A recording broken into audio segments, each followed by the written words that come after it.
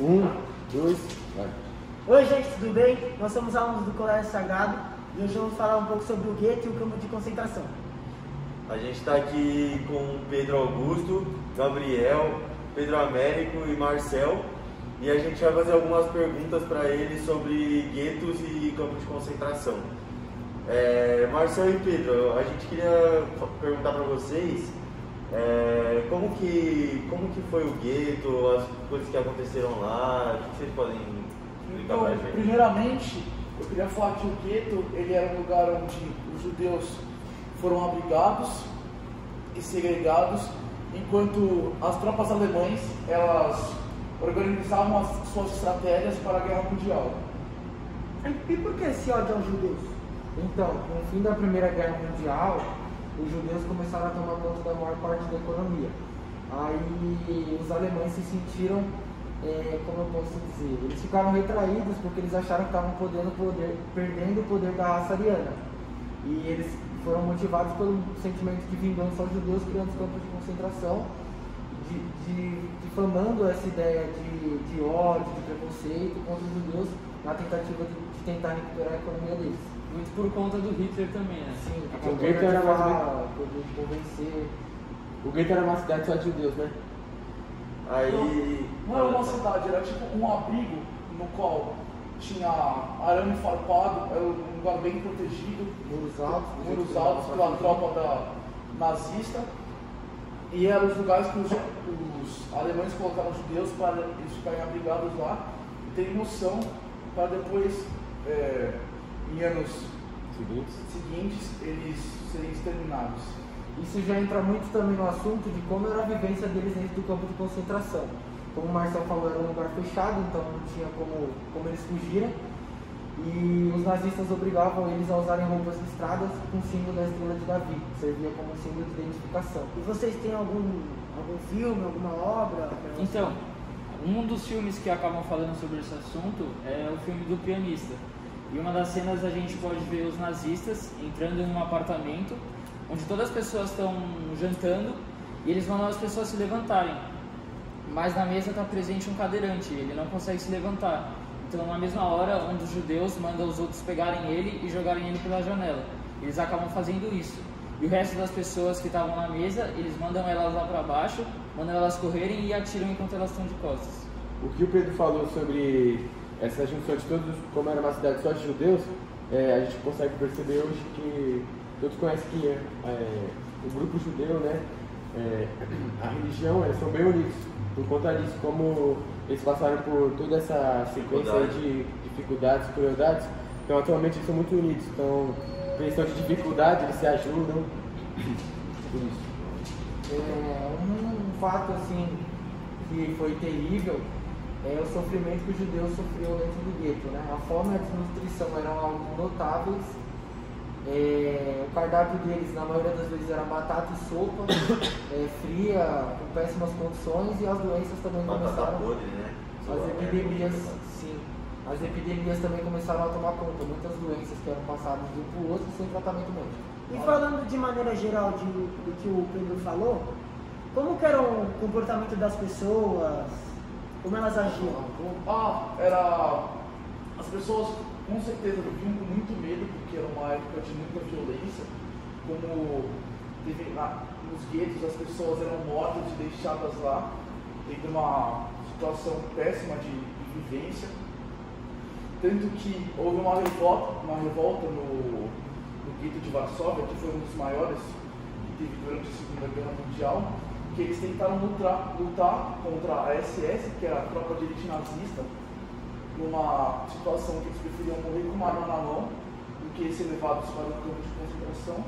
Porém, a força era muito maior, era tremenda dos alemães, e infelizmente os moradores desse gueto não conseguiram resistir e infelizmente faleceram. E existiam tentativas de fugas dos judeus ou de maneira alguma? Existiam tentativas de fuga, mas na maioria das vezes eram mal sucedidas, principalmente pelas condições que ele entrava.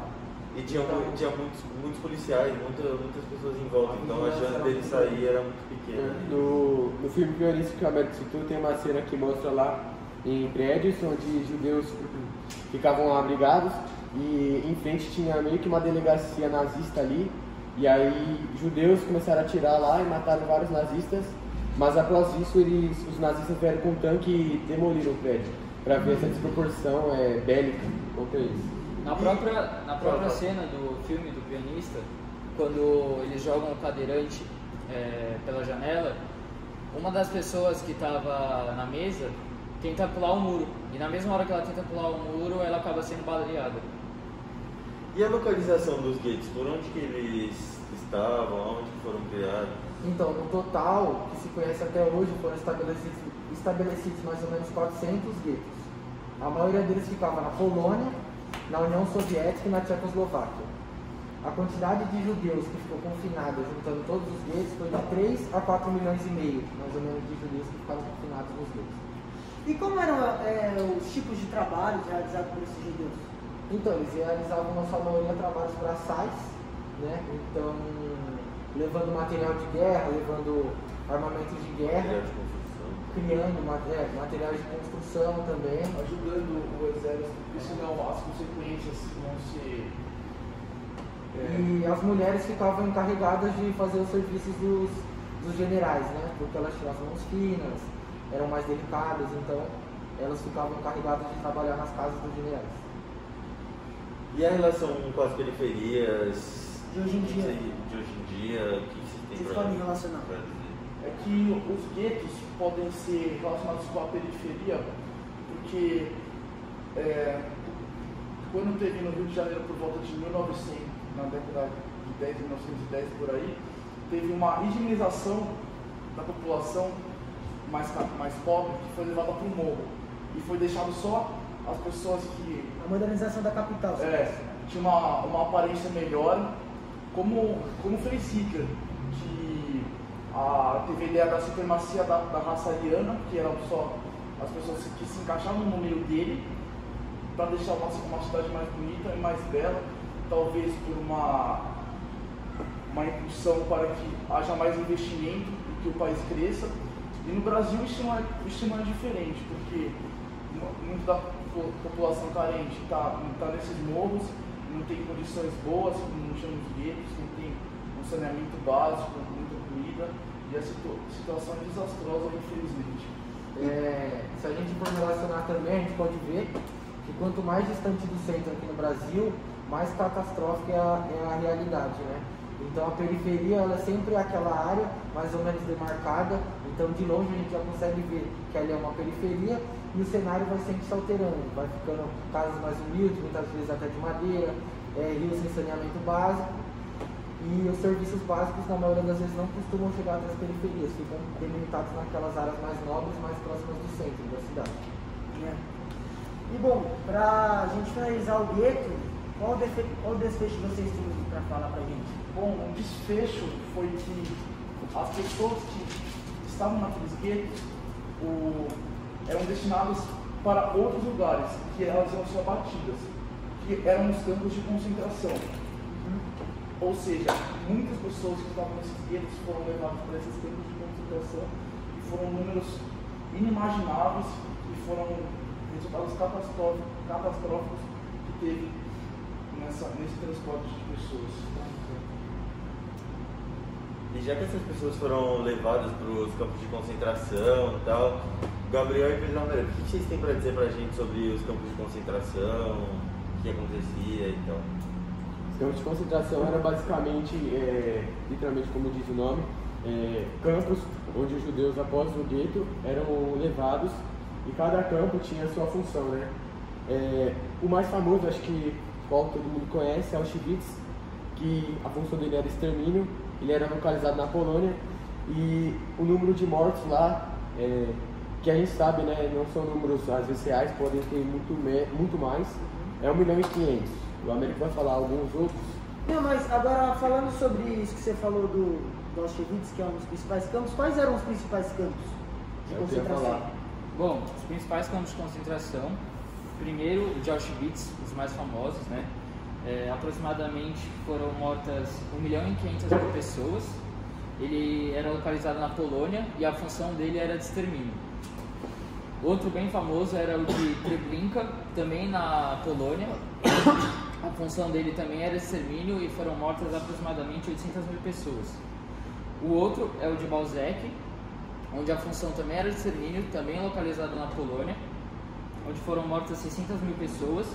E outro era o de Bergen-Belsen, diferente, não é mais da Polônia, e sim na Alemanha, onde foram mortas 70 mil pessoas e a função dele era de coleta. Aí o Gabriel pode explicar para vocês o que seria essa função de coleta. O campo de Bergen-Belsen, ele abrigava, né, de certa forma, políticos, comunistas, ciganos, mas não na função de antes, né, do Hitler assumir. E após ele assumir, foram diretamente todos os campos, né?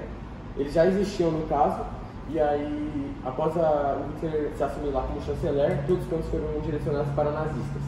E foi o que o Amaro falou, cada campo tinha sua função, extermínio. O de Bergen-Belsen era uma curiosidade, foi onde Anne Frank morreu lá.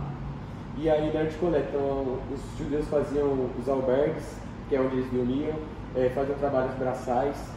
E aí, de certa forma, como eles eram abrigados ali, muitos judeus, e não tinha esse extermínio, então cada vez ia aumentando, chegava a superlotação. O que acabava acontecendo, várias doenças, né, como a de tifo, que foi a que matou Anne Frank. E aí, eles, como os judeus eram mortos, o Américo, se quiser falar alguns, a forma que eles eram mortos. Bom, aproximadamente 2,7 milhões de judeus, eles foram mortos por asfixia e o gás venenoso, que é o Zyklon B. Zyklon B. E 3,3 milhões morreram devido a péssimas condições de trabalho, de vida. Eles acabavam morrendo por frio, por falta de comida. Então foram aproximadamente 6 milhões de judeus mortos por conta disso. E que nem a gente falou, né? Assim como tinha no gueto, as epidemias também deveriam existir. Então a tuberculose, que era comum, passava de um para o outro e ia exterminando um por um. Além de que essas péssimas condições, não foi um tempo pequeno, durou 5 anos. Então as condições já eram ruins, então elas foram piorando a cada ano, cada vez mais pessoas mortas, mais tipos de doença. Nos campos, desculpa te interromper, nos campos aconteceram as atrocidades, né, que retratam nos filmes. Várias atrocidades aconteceram aqui, foi uma das que mais matou, que foi o de fuzilamento, que o Américo falou. Os nazistas simplesmente chegavam, escolhiam um grupo de judeus ali e fuzilavam. Uma maneira de atrocidade que eles faziam é a chamada escada da morte, que os judeus, como eles viviam em situações precárias, eles já estavam cansados, já estavam muito magros, então já estavam fracos. E aí os nazistas obrigavam a subir essa escada com blocos pesados de cimento. Acabava acontecendo que os judeus caíam da escada e acabavam morrendo. E os tipos de trabalho que eram realizados pelos judeus? Era um trabalho de carga de trabalho exaustivo, trabalhos braçais, e o que não acontecia, né? Porque eles não se alimentavam, então eles ficavam muito fracos. Do jeito que vocês estão falando, dá para fazer uma relação que o campo de concentração aparenta ser uma maneira mais agressiva do que o gueto. Porque os trabalhos braçais eles eram iguais, só que a agressividade ficou maior, né? Então começou a ter morte, começou a ter fuzilamento, começou a ter extermínio. Sim. E a quantidade de judeu aumentou. E voltando mais um pouco, que a gente acabou pulando, né? Principalmente os campos de concentração, a princípio, eles surgiram não com esse princípio, né? E sim de prender alguns políticos, como comunistas e socialistas. Então a Alemanha, ela acabou construindo os campos nos territórios que elas conquistaram antes da Segunda Guerra e durante a Segunda Guerra Mundial. Desde a Primeira Guerra Mundial. E falando sobre isso do Pedro, que ele comentou sobre a quantidade de números de óbitos dos judeus, qual é aproximadamente esse número? Nos campos? Então, Então, judeus. ao todo, dá uns 6 milhões, 7 milhões de judeus. Bastante. Porém, são números que são incontáveis, pois isso são registros que eles conseguiram, mas quantas outras pessoas, famílias foram destruídas? Tem a casos marca que não de são, É um número assustador. que não são relatados. E a gente pode ver também que tem uma grande relação com a religião, né? Quem vocês têm para falar pra gente sobre a relação com a religião? Sim, no começo, como o Américo disse, os campos só entravam lá políticos, criminosos, socialistas, comunistas, mas após o Hitler assumir como chanceler, eles direcionaram só nazista para esses campos. Que foi o que o Pedro mencionou no começo, que os judeus estavam, após a Primeira Guerra, como a Alemanha estava bem enfraquecida, os judeus estavam ali na burguesia e no aspecto financeiro, sempre, então Hitler e os alemães culpou ele. Bom, e quando a gente sempre pensa em campo de concentração, sempre nos remete ao passado, antiguidade. Se a gente for uma pergunta que poucas pessoas fazem, mas hoje em dia a gente consegue, existem ainda esses campos de concentrações? Então, é claro que não existe 100% igual, mas a gente pode acabar comparando com algumas coisas que fazem atualmente. Hoje em dia a gente vê muitos imigrantes tentando ir para outros lugares, e um desses exemplos são as crianças que acabam tentando ir para os Estados Unidos.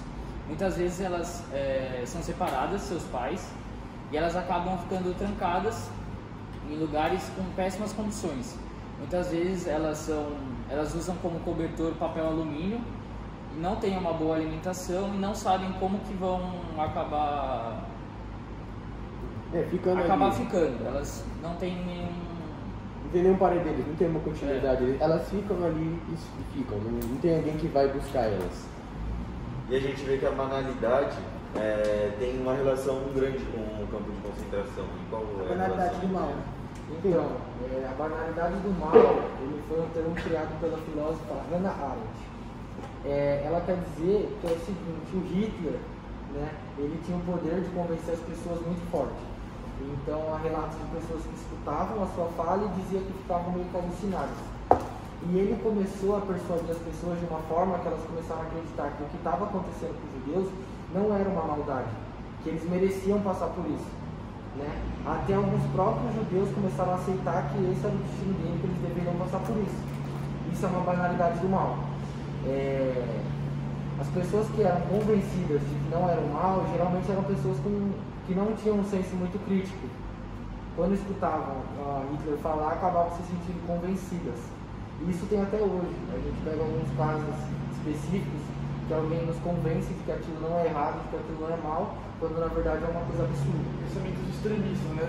Que, por exemplo, pode ser relacionar muito com a política também hoje em dia, isso. Que alguém fala, algum político fala alguma coisa pra você acredita o máximo dele e nada vai mudar. É o convencimento. Essa questão da persuasão do Hitler e a propaganda nazista, que foi bastante conhecida, foi um dos motivos que fez os campos de concentração. Porque antes de os nazistas obrigarem os judeus a irem para os campos, eles colocavam campos como alternativa do gueto.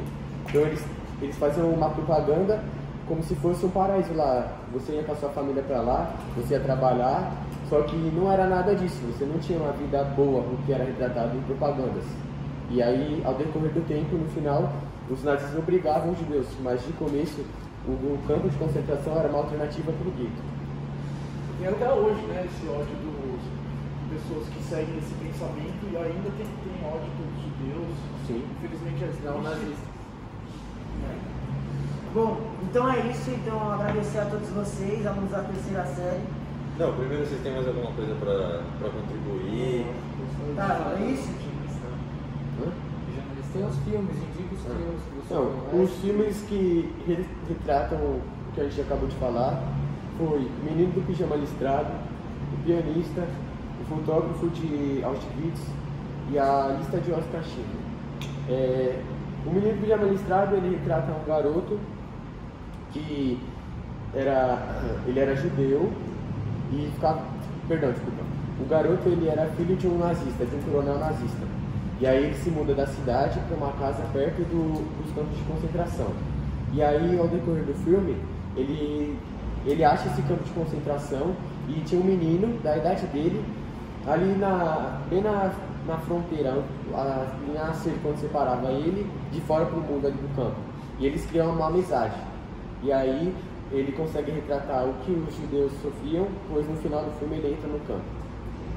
E aliás também temos, como foi falado aqui, é o filme do pianista, que retrata bastante a ideia do gueto e todo esse sofrimento que as pessoas passaram na época. E bom, agradecer a todos. Agradecer pela presença de vocês, pelo papo que a gente teve aí. É muito importante para a gente saber tudo que aconteceu nessa época, que foi uma época triste, mas importante para os dias de hoje. E... esses assuntos agregaram muito, então é só agradecer aí a oportunidade também. Foi um trabalho que foi bem desenvolvido e agradecer aí para vocês. Então, muito obrigado aí. Obrigado pela Agradeço você pela oportunidade de passar a mensagem aqui e fazer com que os telespectadores entendam o que passou na Segunda Guerra Mundial, que eles reflitam sobre isso, sobre essa passagem bem crítica que aconteceu. Então é isso, muito obrigado a todos por nos ouvirem e muito obrigado. Acho muito bom, velho. Mano, eu achei que acabou um pouco umas partes.